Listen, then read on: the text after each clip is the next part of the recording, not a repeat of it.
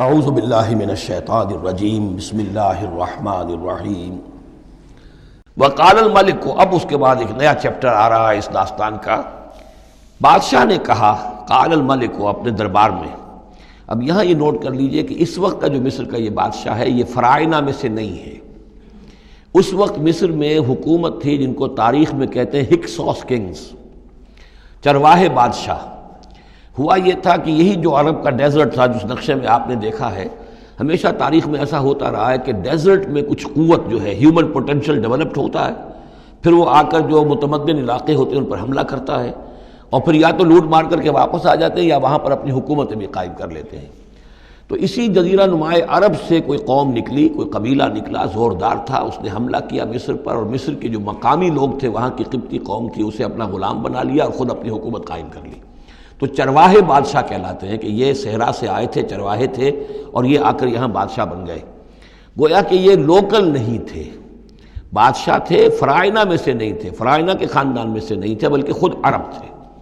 وہ بادشاہ جو ہے معلوم ہوتا ہے کہ تھا بھی نیک سرشت، بہت ہی بھلا انسان تھا، اگرچہ یہ کہ بہرحال جہاں تک تعلق ہے توحید کا یا رسالت کا یا نبوت کا یا آخرت کا یا شریعت کا یا کتاب کا، اس سے نابلد، لیکن ہوتے ہیں مختلف لوگ، مختلف مزاج، تو بھلا آدمی تھا۔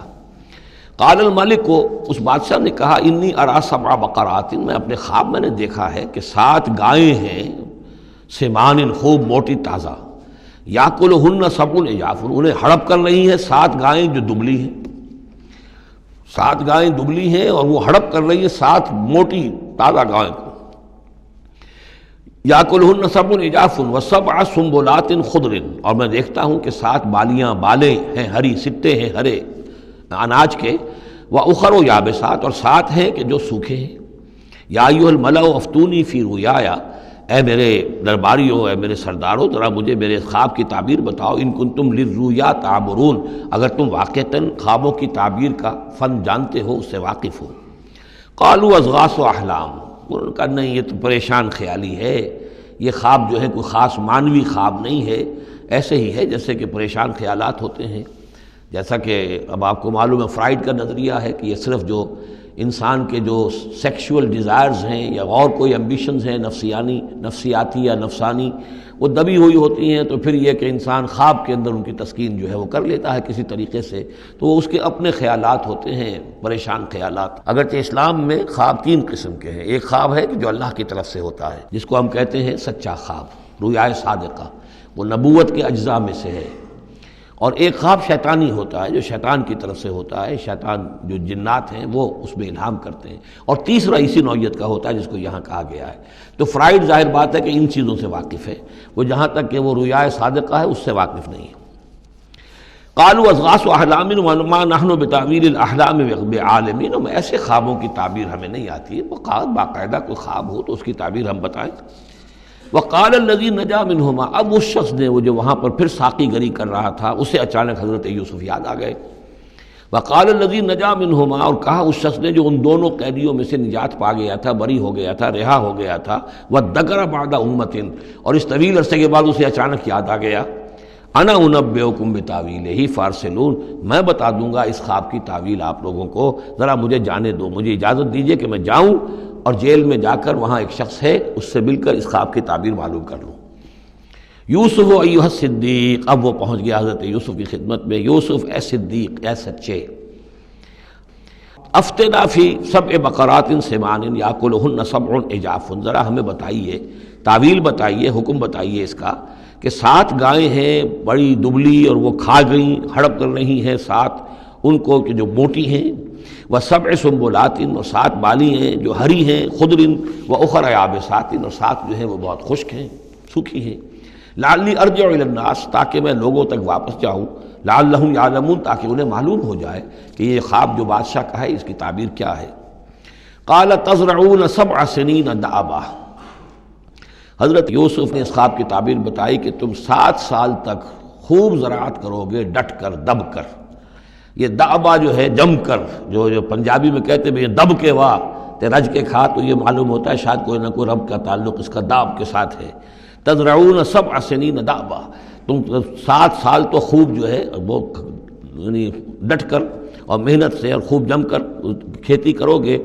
فما حسدتم، اب نہ صرف یہ کہ تعبیر بتا رہے ہیں، تدبیر بھی بتا رہے ہیں.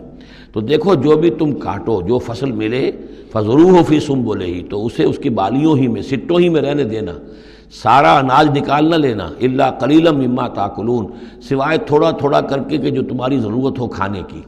اس لیے کہ آج یہ معلوم ہے کہ بہترین پریزرویٹو جو ہے یہ سٹوں میں اگر نہ چھوڑ دیا جائے، ان کو اگر نہ نکالا جائے تو پھر ان کے لیے کسی اور ایڈیشنل پریزرویٹو کی ضرورت نہیں ہے، یہ محفوظ رہتے ہیں، ان کو جو ہے وہ انسیکٹس وغیرہ ختم نہیں کر سکتے. تو وہ تدبیر بھی بتا دی کہ اس کو ابھی سارے کے سارے کے اناج کو گاہ نہ لینا، بلکہ یہ کہ انہی بالیوں کے اندر، انہی سٹوں کے اندر ان کو رہنے دینا. الا قلیلا مما تاکلون، جو بھی تم کھاتے جاؤ اس میں سے جو ضرورت کے مطابق. ثم یاتی من بعد ذلک صبر شداد، پھر اس کے بعد 7 سال آئیں گے بہت سختی کے، یعنی بارش نہیں ہوگی، شدید قحط پڑے گا. یا کلنا، وہ 7 سال کھا جائیں گے، ما قدمتم لہن، جو کچھ بھی تم نے بچا کے رکھا ہوگا ان کے لیے. یعنی تعبیر بھی تدبیر بھی سب کچھ بتا دی گئی. تعبیر تو یہ کہ 7 سال تک خوشحالی ہوگی، اچھی فصل ہوگی، اور 7 سال اس کے بعد قحط کے آنے والے ہیں. تدبیر کیا بتائی کہ پہلے 7 سالوں میں بس ضرورت کا اناج جو ہے وہ گاہ کر نکال کر استعمال کر لینا، باقی ذخیرہ کرنا اور رہنے دینا اسی طرح اس کی بالیوں کے اندر، اور پھر جب وہ قحط کے دن ہو گئے تو اس پر گزارا کرنا. ثم یاتی من بعد ذالک، پھر اس کے بعد ایک سال آئے گا، سبع شداد یاکلن، وہ سال آئیں گے 7، یاکلن ما قدمتم لہن الا قلیلا ما تحسنون، جو تم نے رکھا ہوا ہوگا وہ تم کھاؤ، وہ کھا جائیں گے سوائے اس کے کہ جو تم بیج کے لیے روک رکھو گے. ثم یاتی من بعد ذالک عام فیہ یغاث الناس، پھر ایک 7 سال کے بعد پھر آئے گا لوگوں پر ایک ایسا سال کہ خوب ان پر می برسے گا. وفیہ یعصرون، اور جب می برسے گا تو خوب انگور کی فصل بھی ہوگی، اور انگور کی فصل ہوگی تو پھر شراب بھی کشید ہوگی. وقال الملک اوتونی بہ، اب یہ ساری بات سن کر بادشاہ نے کہا اس شخص کو تو میرے پاس لے کر آؤ، اتنا ذہین انسان ہے اور اتنا سمجھدار انسان ہے، اس کو تو یقیناً جیل میں نہیں ہونا چاہیے، میرے پاس ہونا چاہیے. فلما جاء الرسول، اور جب وہ ایلچی آیا حضرت یوسف کے پاس، قال ارجع الی ربک، انہوں نے کہا کہ دیکھو میں اس طرح یہاں سے نکلنے کو تیار نہیں. ظاہر بات ہے جب جیل میں ڈالا گیا تو کوئی تہمت تو لگی ہوگی، کوئی FIR تو کٹی ہوگی نا، آخر نہ کوئی الزام، کوئی جو خانہ پوری کی گئی تھی تو وہ تو ان کے اوپر داغ ہے، دھبا تو ہے.